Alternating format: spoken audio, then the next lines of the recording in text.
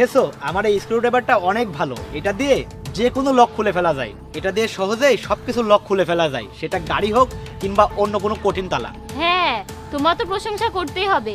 By the way, এরকম আরেকটা মুরগি ফাঁসাতে পারলে আজকে আমাদের লাভ হয়ে যাবে। সকালে এসেই তো একটা বড় হাত করলাম, কিন্তু আমার ভয় করছে আমরা যদি পুলিশের কাছে ধরা খেয়ে যাই তাহলে আমাদের কি অবস্থা হবে? আমাদের জেলে ভরে দেবে, মান সম্মান সব নষ্ট হয়ে যাবে। আরে তুমি তো ভয় পাও কেন? এখন অন্য কোনো গাড়ি পেলে আবার দান মারবো, নইলে বাড়ি চলে যাব। আরে ওই যে দেখো আরেকটা গাড়ি। আরে তাই তো, চলো এই গাড়িতে কি আছে দেখা যাক। যা আছে সব নিয়ে নেব, সেগুলো বিক্রি করে ভালো দাম পাওয়া যাবে। চলো, তুমি আশেপাশে খেয়াল করো, আমি কাজ করছি। আরে তাড়াতাড়ি করো, তাড়াতাড়ি খুলে ফেলো, তাড়াতাড়ি করো। দাঁড়াও,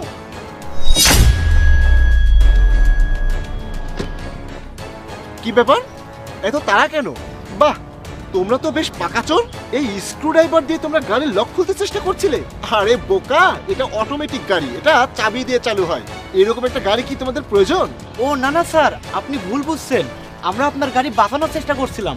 আসলে স্যার দুইজন চোর আপনার গাড়ি চুরি করছিল, আমরা এই রাস্তা দিয়ে যাচ্ছিলাম তাই দেখলাম। তাই নাকি? আমার গাড়ি চুরি করছিল? একজন পুলিশ অফিসারের গাড়ি চুরি করছিল? এত সাহস হয় চোরের?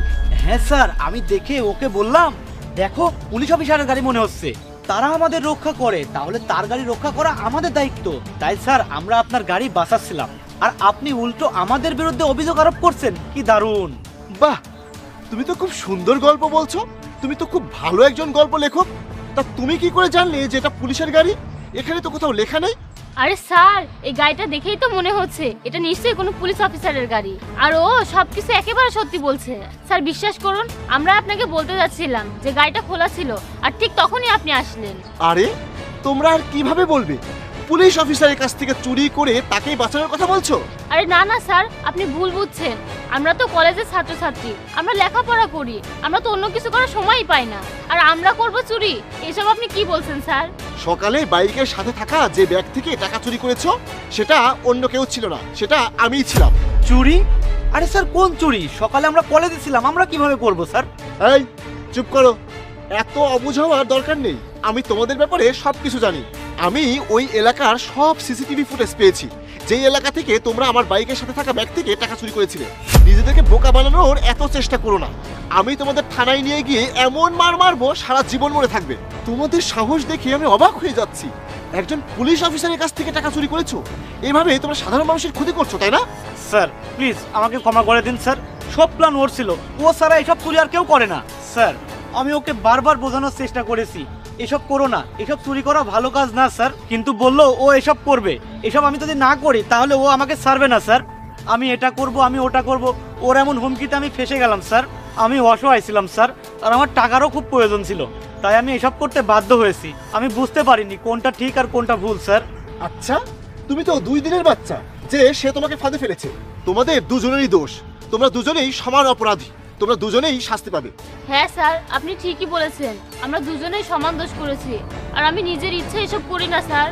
কলেজের অন্য সবাই আমাকে বলেছিল তারা এভাবেই নিজেদের খরচ চালায়। তারা আমাকে বলেছিল যে তুমিও করো, তুমিও অনেক টাকা পাবে, কিন্তু আমি বুঝতে পারিনি স্যার, আমি অনেক বড় ভুল করে ফেলেছি, আর এসব কাজ করলে পুলিশ ধরবে।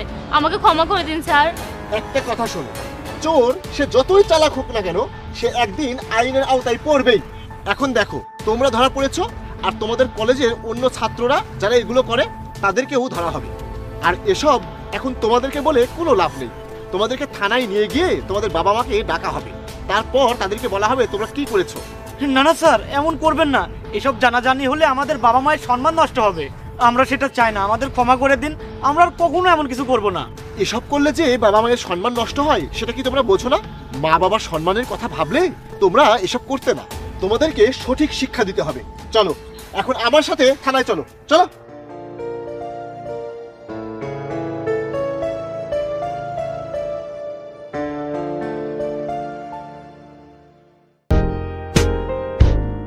In night's embrace, I feel your heartbeat. Every whisper calls my name so